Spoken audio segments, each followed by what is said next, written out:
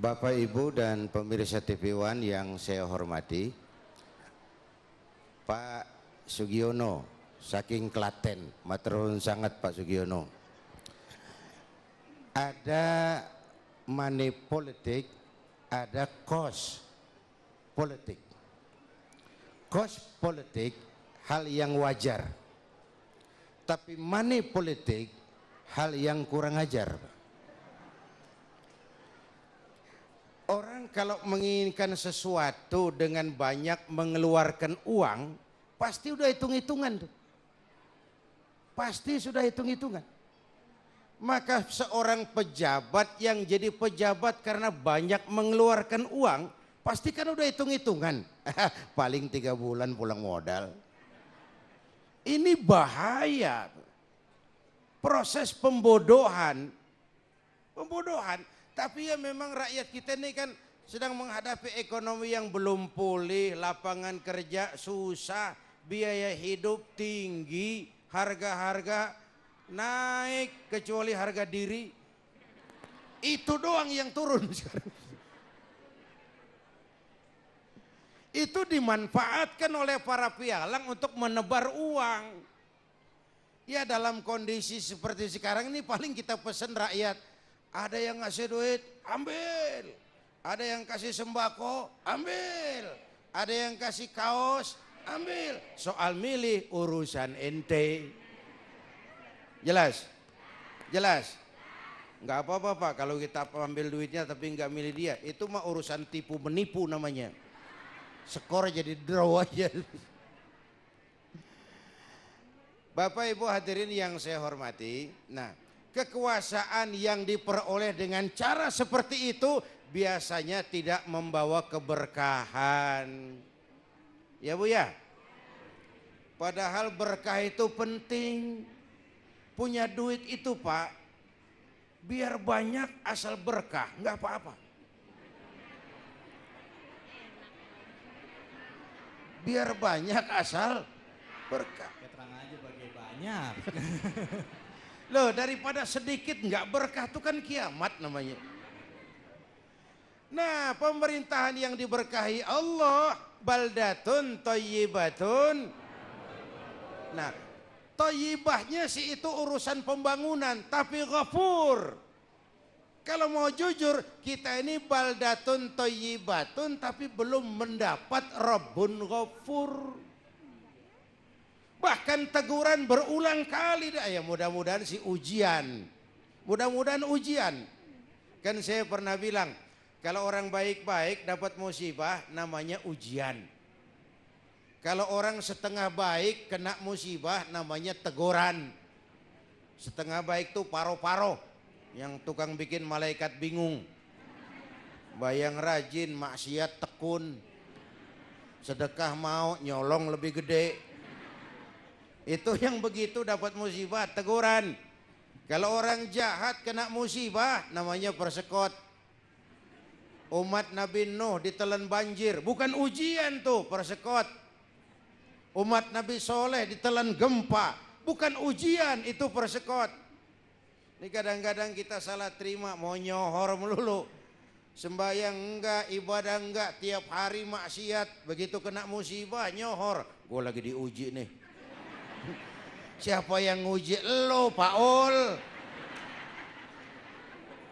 Enggak sekolah ulangan kan lucu. Mau naik kelas berapa? Yang ulangan tuh yang sekolah. Yang diuji tuh yang beriman. Kalau enggak ada iman apanya yang mau diuji dong? Kalau enggak ada imannya apanya yang mau diuji?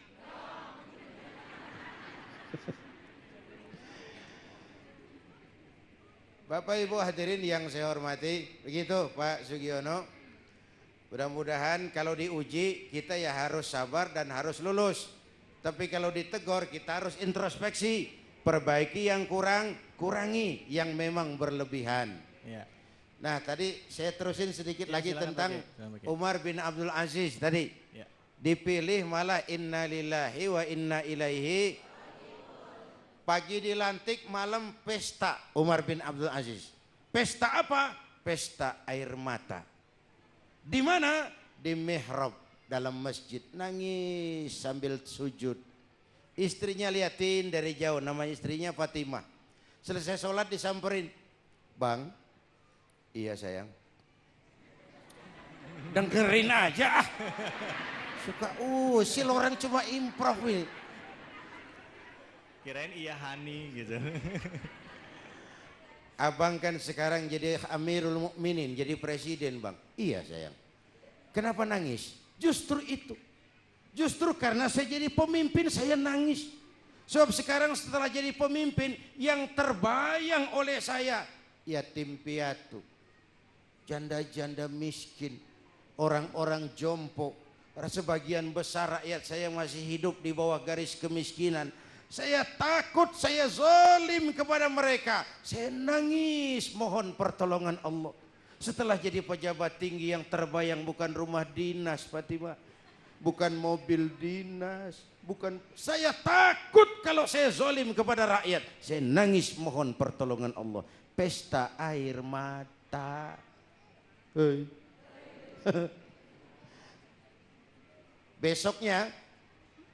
Besoknya namanya presiden baru kan kekuasaan tuh gula pak. Semut udah ngerintek aja tuh. Kalau ada gula semut pada ngelinter aja tuh. Orang kalau lagi berkuasa, waduh semut banyak bener. Begitu habis dilantik banyaklah gubernur-gubernur kirim hadiah pada setor muka. Ada yang kirim sutra, berlian, emas, perak, dikumpulin sama istrinya. Fatimah tanya, Umar tanya, "Fatimah, saya bang, banyak hadiah yang kau terima?"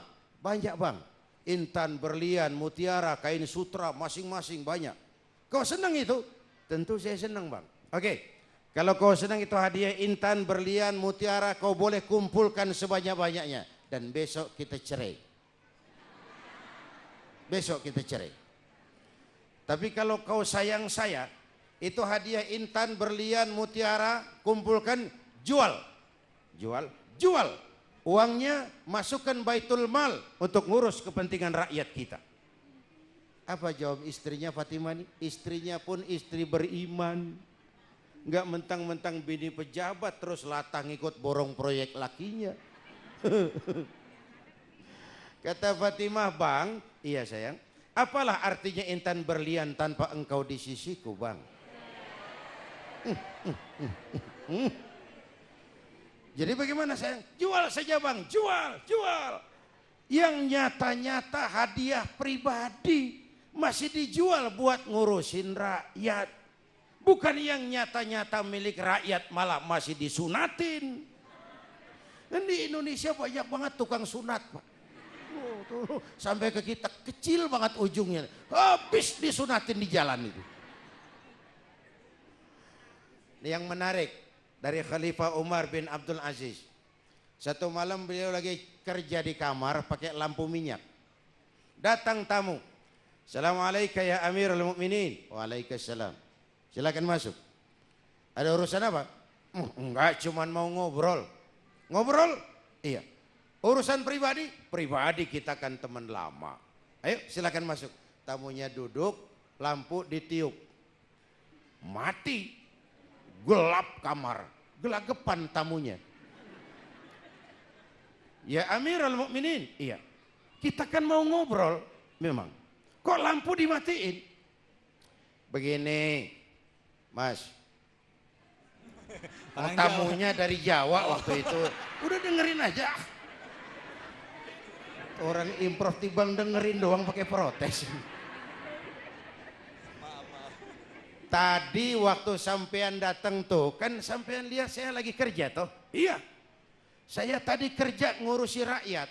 "Pasti. Saya kan tadi pakai lampu." "Memang. Lampunya kan pakai minyak." "Iya." "Minyaknya kan beli." "Tentu." "Belinya kan pakai duit." "Ya pasti. Duitnya duit rakyat. Nih kita mau ngobrol urusan pribadi, jangan pakai minyak rakyat mas. Ayo kita ngobrol sampai pagi ini."